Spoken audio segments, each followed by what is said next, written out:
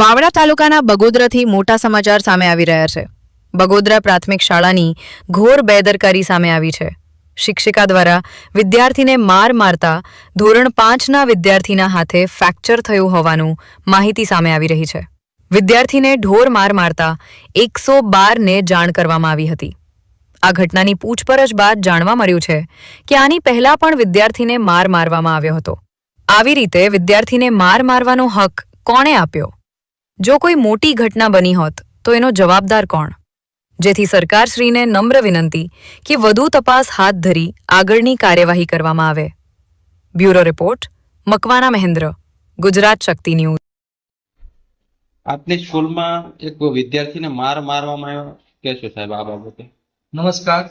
બગોદરા પ્રાથમિક શાળાના આચાર્ય શ્રી હિતેશ નિકુલભાઈ પારે છેલ્લા 10 વર્ષ અને 9 મહિનાથી નોકરી કરું છું. મારી શાળામાં અમીબેન બિપિનચંદ્ર રાવત ધોરણ 5 ના વર્ગ શિક્ષક શ્રી છે. છેલ્લા 3 મહિના પહેલા બાળકને મારવાની ઘટના લગભગ 8 વાર, આશરે 8 વાર નજર સામે આવી. ત્યારે શાળાના એસએનસીના અધ્યક્ષ શ્રી ગીતાબેન, જોનુભાઈ, એસએનસી સભ્ય તેમજ શાળામાં કામ કરતા અનુભવી શિક્ષિકા બહેનો સાથે રાખીને બહેનોને સમગ્ર ઘટનાની બાબતે તપાસ કરતા બેન શ્રી દ્વારા ફરી આવી ઘટના નહીં થાય તેવી મૌખિક રજૂઆત વાલીને કરતા તે બાબતે બીજી વાર ન થાય તેવી સમગ્ર ઘટનાની ચર્ચા સાથે તાલુકાના વડા ટીપીઓ સાહેબ સાથે કરેલ હતી. તેમ છતાં બેનને પૂર્વ મૌખિક ચેતવણી આપીને હવે ફરી આવી ઘટના ન બને તેવી બાંહેધરી લીધી હતી.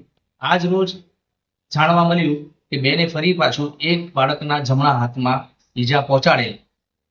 એ બાળકને બોલાવી એના પિતાનો નંબર લઈ એમનો પિતાનો સંપર્ક કરતા પિતા પોતે નોકરીથી થાકીને આવેલા ત્યારે તેમના મોટા ભાઈ આવ્યા. મોટા ભાઈને સમગ્ર ઘટનાની જાણ કરી ત્યારે તેમનો ગુસ્સો સ્વાભાવિક હતો.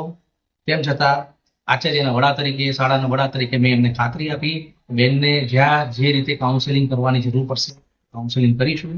તેમ છતાં તેમનું લેખિત જે બી ફરિયાદ આવશે એ લેખિત ફરિયાદને આધારે તાલુકામાં ટીપીઓ સાહેબને લખાણ ફોરવર્ડિંગ કરીશું.